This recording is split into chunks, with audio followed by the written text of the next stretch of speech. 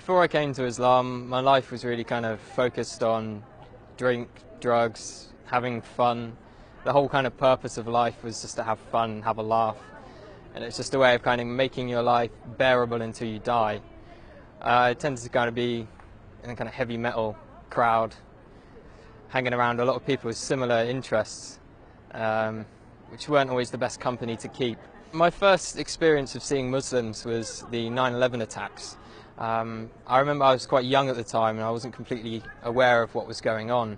In fact, I ran to one of my friends after seeing the news report and I told him that the tourists had declared war in America because I'd never heard of terrorists before.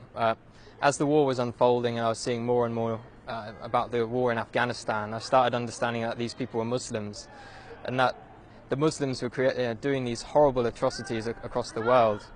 So from that kind of media bombardment, I started getting a strong hatred for Muslims. So much, in fact, I tried to join the army 3 times with the goal of wanting to go over there and kill as many of these people as I could, to do my bit for the country and to make it a bit safer for my family. I thought they were kind of the big evil of the world. I started hearing a bit more about Islam. It was the last time I was applying for the army. I came across this radio station. It was at a time when I was listening to conspiracy theory radio and things like this. And it was a radio station from the American government called Terror Talk. And it was talking about the life of the Prophet ﷺ.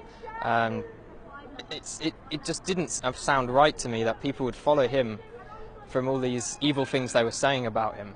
So I started to question what Muslims believed at that time. I was on a spiritual search anyway. At the time I was looking into Norse mythology and paganism, and one of my friends turned to me and said, before you decide on this paganism thing, have a look around a bit more. So I came across kind of Muslims on the internet. I think one of the first people I saw on the internet was Baba Ali, and he broke the stereotype of Muslims for me. I was surprised that there was this guy who was funny and he was very laid back. He wasn't with a big beard shouting, you know, kill the kafir and, you know, all this kind of stuff. And then I eventually picked up the Quran from my college. When I had it, I actually thought I was picking up a terrorist handbook, and I was a bit worried that MI5 were going to come after me as soon as they saw me take it out of the library. But as soon as I started reading the book, it hit me immediately. And I couldn't stop reading it. It sank deep into my heart.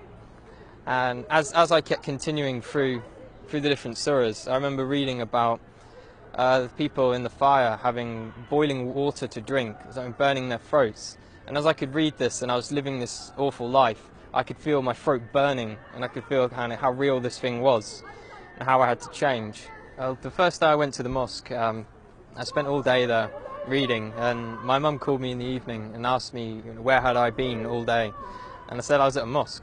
She's like, what? No, you can't be at a mosque, you're a Christian. Christians don't go to mosques. And she was very, very shocked and thought I was going down a bad path. That was my mum's original reaction. After a while she started to accept it. She'd done a lot of crying. I'm not too sure why she was crying. I think she felt I was rejecting everything she'd taught me. A lot of people say when they find Islam, it's as if they've come home. And that's just the feeling I get. It's as if me in the past wasn't me at all. I was being controlled by something else. Only good things have happened since I've become Muslim. My life is sorted out, and I've never had so much going on in my life at one time. If I was going to give advice to someone else who is thinking about Islam, I'd definitely tell them to come to the mosque and speak to a man of knowledge, not search the internet for the answers. There are some good things on the internet, but when you don't know anything about Islam, you can't judge what is right and what is wrong.